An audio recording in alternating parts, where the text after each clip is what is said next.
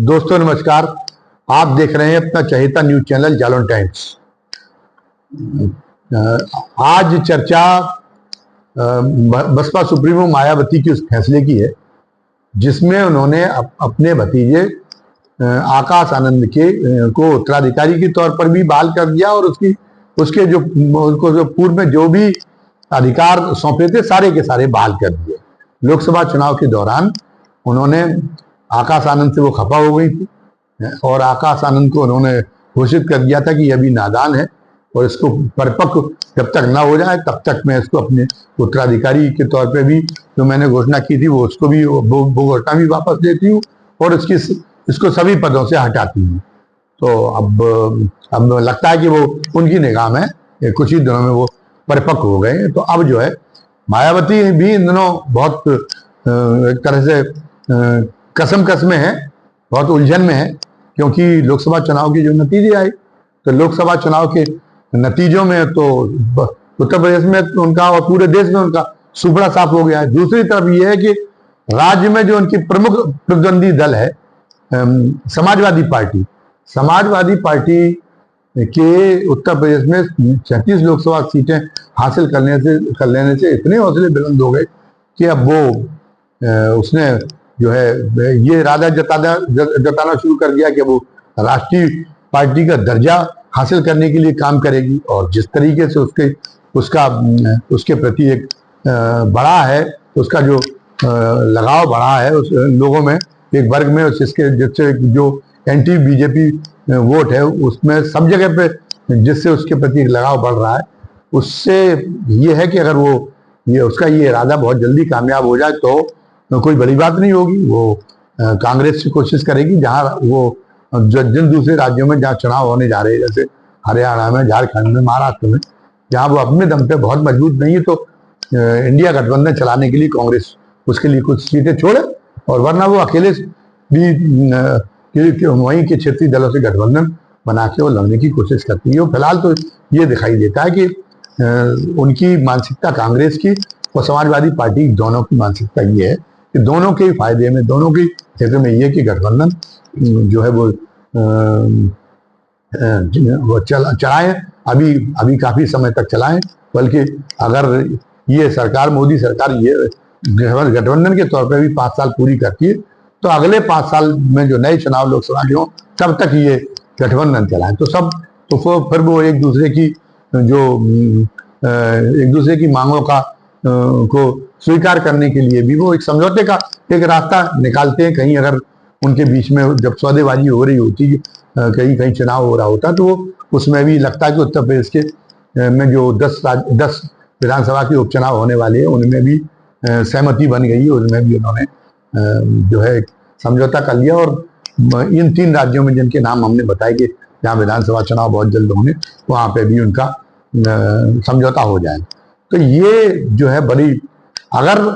राष्ट्रीय दर्जा जल्दी प्राप्त कर लिया समाजवादी पार्टी ने तो ये तो जो है बहुजन समाज पार्टी के लिए बहुत ही शर्मिंदा करने वाली बात होगी और उससे भी ज्यादा शर्म से डूब मरने वाली बात ये होगी कि अगर अब आने वाले चुनावों में भी, जो सन्निकट चुनाव में, उनमें से भी किसी जगह पे बसपा कहीं एक भी सीट हासिल न कर पाई और उसका पता चला कि उसका सर्वनाश ही होता चला गया तो फिर राजनीतिक पूरी पता चला कि बसपा का अध्याय समाप्त हो जाएगा। तो अब मायावती इसके कारण से बहुत जो है अंदर बहुत छटपटा रही है और और इसमें भी उन्होंने ये किया कि उन्होंने क्या कि गोड़ में खाज का ये काम कर दिया कि लोकसभा चुनाव के जो परिणाम नतीजे आए तो एक उनके अंदर है कि वो सब्र नहीं रख पाती, वो एकदम अधीर हो जाती हैं और उन्हें ये लगता है कि वो पूरी सारी दुनिया उन्हीं के रहमो करम पे है। इतना ज्यादा उनका इतना ज्यादा प्रबल रहता है कि वो उनकी सारी सूझबूझ को और सारी दूरदर्शिता को नष्ट कर देता है। तो वो ये हुआ, मुसलमानों ने उनको वोट नहीं दिए थे तो भावी समीकरणों को ध्यान में रखते हुए फिर भी मुसलमानों के बारे में इतनी जल्दी सार्वजनिक रूप से उन्हें कुछ कहने से बचना चाहिए, लेकिन उन्होंने तत्काल प्रेस कॉन्फ्रेंस करके और मुसलमानों को इनडायरेक्ट में तमाम लानतें भेज दी और ये कह दिया कि नहीं, मुसलमानों कि हमने इतना मैं तो देख लिया और अब भविष्य में रणनीति बदलेंगे। और ये था कि एक तरह से ये इशारा किया कि मुसलमानों को के लिए अब हम बहुत ज्यादा गुंजाइश नहीं रखेंगे अपनी पार्टी में। तो जो मुसलमान जो उनके उनकी उनके उनके उनके अपने फैसलों के कारण ही उनसे दूर छटका था, जो उन्होंने जो काम किए थे उन्हीं के कारण दूर छटका था। फिर भी वो एक था कि जैसे अभी वो चुनाव हुए थे, उसके नगर निकायों के चुनाव हुए थे, तो वहाँ समीकरण ऐसे थे कि मुसलमानों ने सोचा कि भारतीय जनता पार्टी का मुकाबला करने के लिए यहाँ तो बसपा की मदद करना जरूरी है, बसपा के साथ तात्कालिक तौर पर जुड़ जाना जरूरी। तो एक गुंजाइश, एक खिड़की खुली हुई थी। फिर भी मुसलमानों के इतनी दूर चले जाने के बावजूद ये पता चला कि गुजरात के मुख्यमंत्री के रूप में नरेंद्र मोदी के कार्यकाल का जो कार्यकाल याद करते हैं मुसलमान, तो वो कभी भी इसके बाद में मतलब वो जो है मोदी के प्रति, मोदी से कभी आश्वस्त नहीं हो सकते। मोदी ने अपने पहले कार्यकाल में कोशिश की थी, क्योंकि उस समय कि हम वो अपना जो गुजरात के दौरे का कार्यकाल है उसकी उस छवि को मुसलमानों के बीच में मिटाने की कोशिश करें, हम मुसलमानों की भी सद्भावना हासिल करने की कोशिश करें। लेकिन जब उनको ये लगा कि कहीं ये ना हो कि दोनों दिन से चले जाएं, वो दोनों घोड़े साधने के राजनीति में किसी लायक न रह जाए, तो जो 2019 के बाद का उनका कार्यकाल था वो फिर उग्र हिंदुत्व पे आ गए। फिर उन्होंने कहा चाहे मुसलमानों के भीषण दमन का उन पर आरोप लगे, चाहे जितनी उपेक्षा का आरोप लगे, वो एक तरफा चलेंगे और हिंदू हृदय सम्राट बनने में उन्होंने ज्यादा भलाई अपनी समझ रखी तब से, और वो उसी में हिंदू हृदय सम्राट के रूप में अपने विराट स्वरूप को बढ़ाने के लिए कोशिश कर रहे हैं और मुसलमानों की ओर की परवाह नहीं कर रही। लेकिन मायावती ने यह जानते हुए भी, और ये जानते हुए भी कि मुसलमानों उनके जो समीकरण हैं राजनीतिक उत्तरजीविता की, उनकी पार्टी की राजनीतिक उत्तरजीविता के लिए जो सामाजिक समीकरण है उनमें मुसलमानों की कितनी अहमियत है, उन्होंने जब गुजरात में मुख्यमंत्री के रूप में भी चली गई थी, वो जब गुजरात के मुख्यमंत्री के रूप में चुनाव लड़ रहे थे नरेंद्र मोदी, तब भी उनके समर्थन में सभा करने चली गई थी। फिर यहाँ पे भी वो लगातार ऐसे काम करती रही जिससे ये आभास हो कि वो वो जो है मोदी जी के प्रभाव में काम करती, मोदी जी की अप्रत्यक्ष रूप से मदद करने का काम करती। तो मुसलमान तो इसलिए मुसलमानों के बीच में उनकी साथ इस कारण से अगर उनकी खराब हो गई थी, अगर मुसलमान इस कारण से बेदक गए थे तो ये स्वाभाविक नहीं था। लेकिन अगर वो नहीं कहती तो भविष्य में फिर वो एक मौके के हिसाब से अपनी रणनीति बदल के फिर वो ऐसा काम कर सकती थी कि वो मुसलमानों को अपने साथ जोड़ सके, तो उसको तो उन्होंने दूर कर ही लिया। दूसरी तरफ जो उन्होंने कहा अपनी दम पे बहुमत का जो पहला पूर्ण कार्यकाल रहा 2007 का, वो उसमें ब्रह्मा विष्णु महेश, हाथी नहीं गले से ब्रह्मा विष्णु महेश, इस नारे से इतनी ज्यादा मुरीद हो गई कि उन्होंने जब वो चले थे, जब काशीराम जी ने सफर तब शुरू किया था और बहुजन का नारा दिया था, उस समय पर अति पिछड़े वर्ग की एक बड़ी एक बड़ा योगदान था बहुजन समाज पार्टी को की ताकत को बढ़ाने में। उन्होंने वो अति पिछड़ा वर्ग का जो है वो वरीयता देने का काम अपनी पार्टी में खत्म कर दिया। उनकी नंबर 2 सतीश मिश्रा को बना लिया। फिर सतीश मिश्रा से कहने से उनके तमाम रिश्तेदारों को बड़े पद दे दिए और सभी जगह पे जिन सवर्णशाही के खिलाफ लड़ने के नाम पर बहुजन नारे में काशीराम जी ने अति पिछड़ों को, दलितों को जोड़ा था, उस नारे की उन्होंने सार्थकता ही समाप्त कर दी। और ऐसे भी कुछ फैसले किए कि जिससे पिछड़े ये समझने लगे कि बसपा में तो हम कभी सभी के सगे हो नहीं सकते, तो बसपा में तो बसपा में तो हमें बेगाना समझे जाता है, ये हमें सत्ता की हमारे साथ सौतेला व्यवहार होता है। तो वो तभी से छटकना शुरू हो गए थे और वो अभी भी उनके बीच में मायावती जी अपना विश्वास बहुत बहाल नहीं कर पाई। इस बीच में उन्होंने वही कई अपनी पार्टी की जो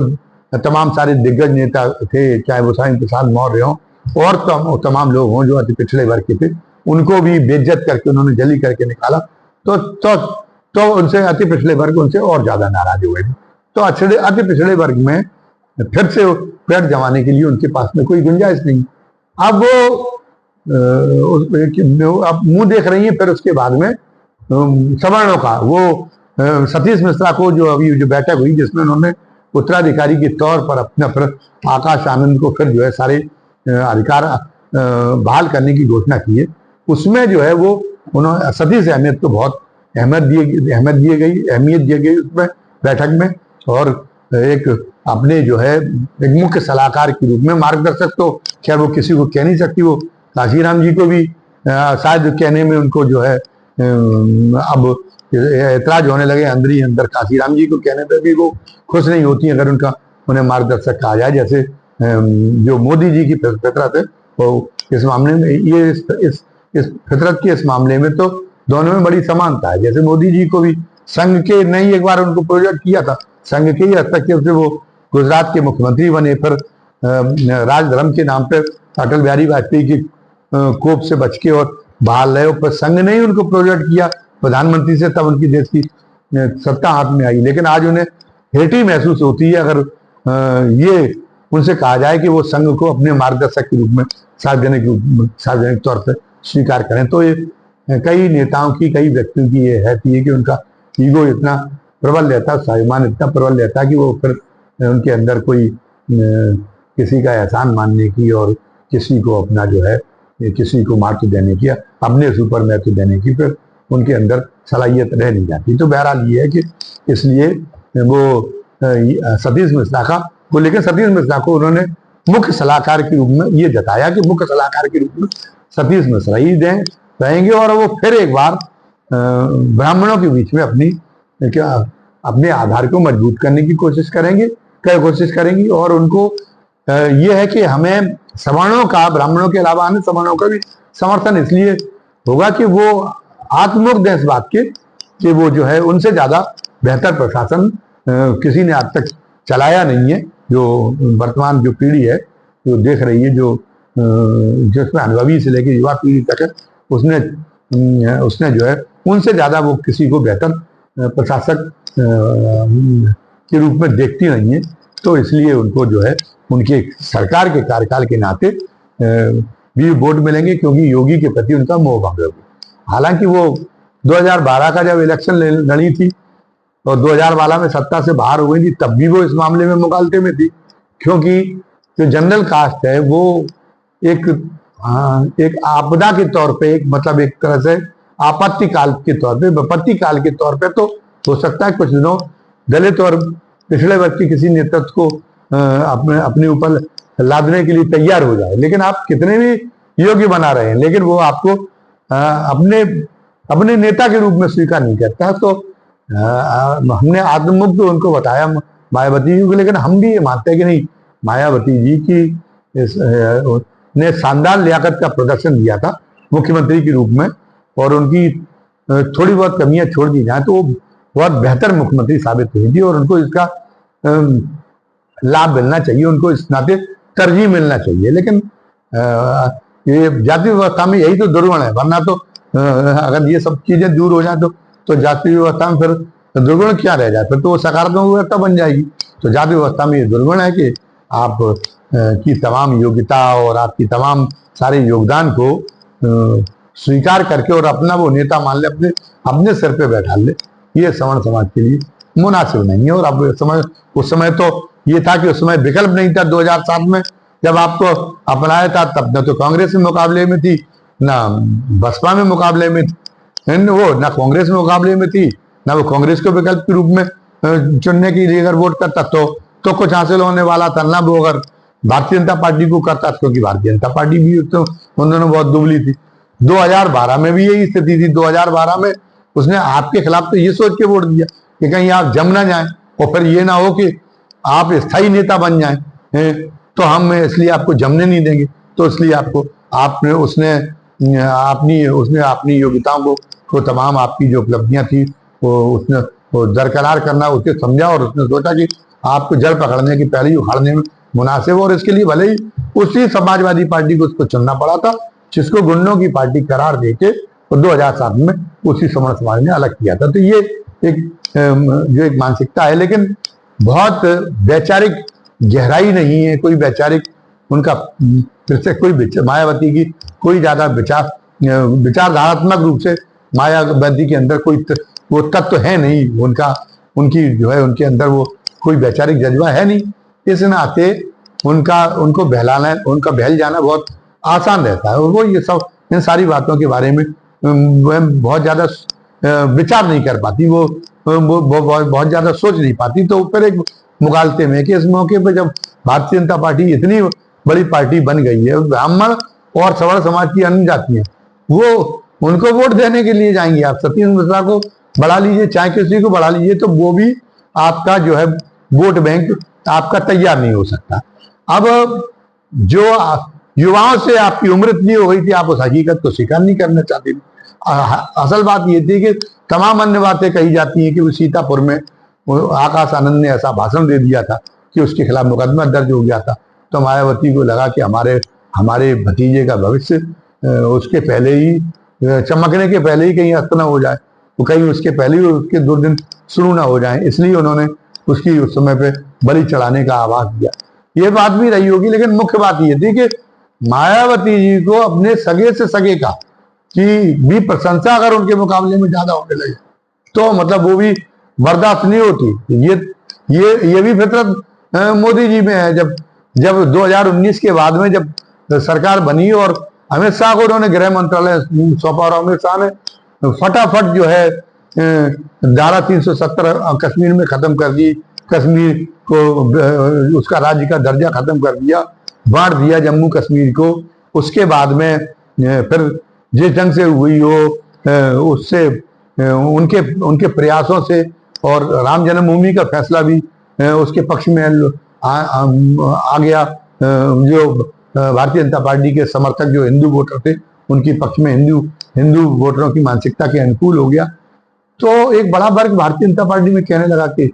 ये तो मोदी जी तो कुछ नहीं है, असली तो अमित शाह है, ये तो मोदी जी से बहुत आगे है, अमित शाह को ही अब आगे मौका मिलना चाहिए। मोदी जी की जब कान में ये बातें पड़ी तो जिन लोगों ने उस दौर के घटनाक्रम पे बारीकी से निगाह रखी है, वो लोग उस बात की चर्चा उसी समय करते भी थे और आज भी उस बात को वो स्मरण जब उनके में आता होगा तो वो इस बात को मानेंगे कि फिर अमित शाह को भी ठिकाने लगाया मोदी ने 1 साल तक। अमित शाह को भी फिर जो है एक तरह से गुमनामी के अंधेरे में धकेल दिया था। फिर अमित शाह जब पूरी तरह से सरेंडर करते हुए आए और उन्होंने ये एहसास दिलाया मोदी जी को कि मैं अपना अस्तित्व कुछ नहीं समझता आपके बिना, तब जो है तब फिर जो है वो उनको दोबारा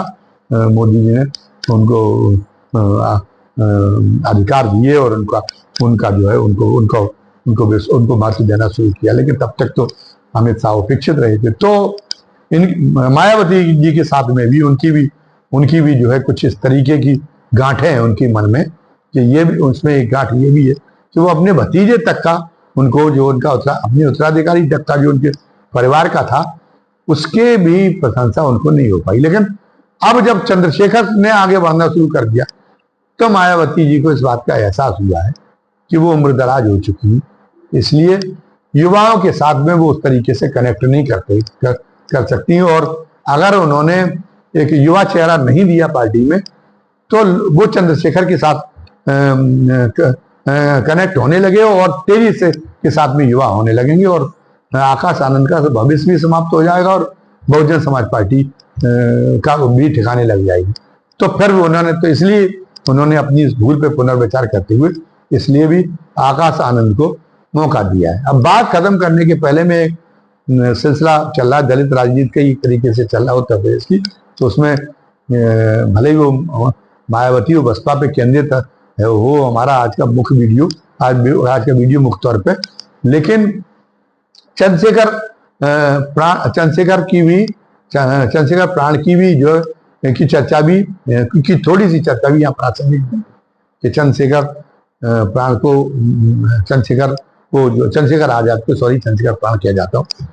आजाद को जो है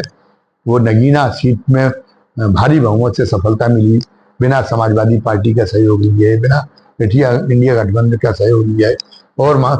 बसपा का खूब झेलते हुए तो इसलिए उनके हौसले बहुत बुलंद हैं। लेकिन एक जहां एक कमजोर वर्ग की हिमायत के लिए कोई पार्टी खड़ी होती, गरीबों के लिए और समाज के शोषित और वंचित वर्ग के लिए जब खड़ी होती, तो उस पार्टी को खड़ी करने के लिए जमीनी संघर्ष करने की जरूरत पड़ती है। ये जो टोटके हैं, भोकाल के साथ चलना और रुतबे के आधार पर ये सोचना कि हमारा आकर्षण हमारे लोगों के बीच में ज्यादा बढ़ेगा, ये इस टाइप की पार्टी के लिए, जो चाहे बहुजन समाज पार्टी हो और चाहे जो है चंद्रशेखर आजाद की पार्टी हो, आजाद समाज पार्टी हो, इनके लिए ये टोटके बहुत घातक है। तो उनको बंदूकधारियों के साथ लेके चलना, बहुत भोकाल से और गाड़ियों के काफिले के साथ चलना, इसलिए उनकी एक सीमा है कि लोगों को अपने साथ जोड़ने की। वो समाज अभी भी बहुत उस स्थिति में है, और वो समाज अभी भी वो जो है इस तरीके की अनावश्यक रुतबेबाजी से भड़कता है। जो समाज उनका आधार है, जो उनका लक्ष्य है चंद्रशेखर रावण का, जो उनको काशीराम जी ने ये पार्टी इसलिए खड़ी कर पाई थी कि वो साइकिल से जलते थे, उन्हीं के बीच में उन्हीं के जैसा रूखी सूखी रोटी खा के और उन्हीं के जहाँ पे मच्छरों के बीच में रात गुजारने की क्षमता रखते थे, और बरसों तक उन्होंने काम किया। तो एक ये तपस्या की तरह का काम था, इसलिए वो पार्टी खड़ी कर पाई। वो तपस्या नहीं, वो दूसरे रास्ते पे चल रहे। वो एक बुर्जुआ जो पूंजीवादी पार्टियों का जो चरित्र होता है, उसके काम करने का जो तौर तरीका होता है, वो चंद्रशेखर आजाद के काम करने का तरीका है। तो अब इसलिए अगर मायावती जी अभी सही वहां से फेंकती हैं, तो हो सकता है कि कुछ ऐसी स्थितियां बन जाएं, कुछ ऐसी परिस्थितियां बन जाएं जिसमें मायावती के लिए नए अवसर सृजित हो सके। बहरहाल ये देखने वाली बात होगी। आज का ये वीडियो आपको कैसा लगा, और हमने जो इसमें रखे हैं अपने विचार, उनके बारे में आपकी राय क्या, ये कमेंट बॉक्स में लिखें। साथ ही जो नए दर्शक हैं, वो नए दर्शकों से हमारा अनुरोध है कि वो हमारे वीडियो ज़्यादा से ज़्यादा संख्या में सब्सक्राइब और लाइक करके हमारी मदद करें, बेल आइकॉन दबाएं, ताकि हम आगे जो नया वीडियो डालें उनका भी नोटिफिकेशन उनका तत्काल आपको मिल जाया करे, और हमारे नए दर्शक हमारा हर वीडियो देख सकें। आशा है कि आप हमारा इस मामले में मदद करेंगे, आप सहयोग करेंगे। धन्यवाद। जय हिंद, जय भारत।